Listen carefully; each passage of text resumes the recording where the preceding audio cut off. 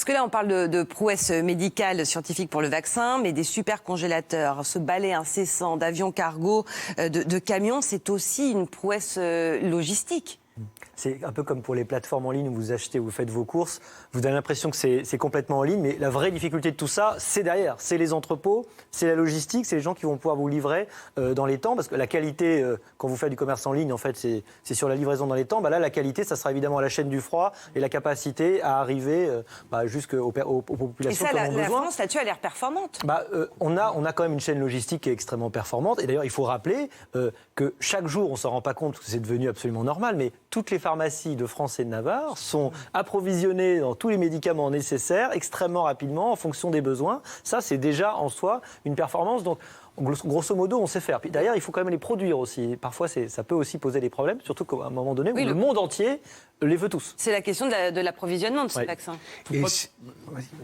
Et c'est un des problèmes avec ces vaccins pour les pays plus pauvres. C'est-à-dire, on sait très bien qu'un des problèmes majeurs est la chaîne du froid et qu'en dehors du coût élevé quand même de ces vaccins, aujourd'hui, le coût de ces vaccins est trop élevé pour les pays. Il est de...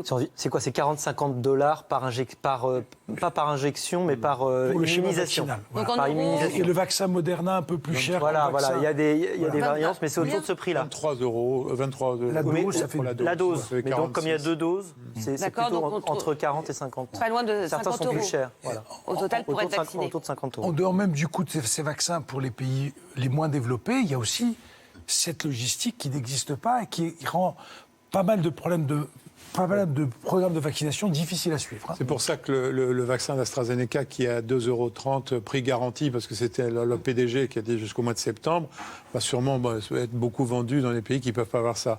Mais faites confiance aux fabricants, aux transporteurs pour amener votre vaccin à moins 70 dans la pharmacie, qui là va le donner aux médecins. Et c'est là que le problème commence. C'est une boîte... Le manque de bras? Non, une boîte de 10. Ah. Et la boîte de 10, il faut s'en servir très vite.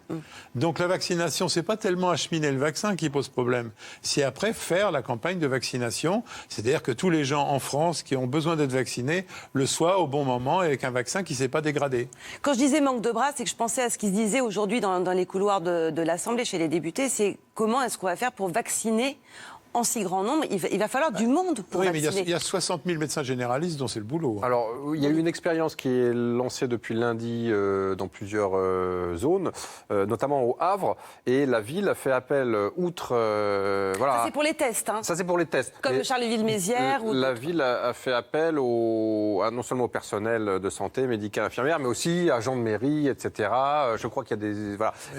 Peut-être qu'on peut envisager, sous contrôle médical, que le vaccin soit un peu élargi. En tout cas, ce que je voulais dire, c'est que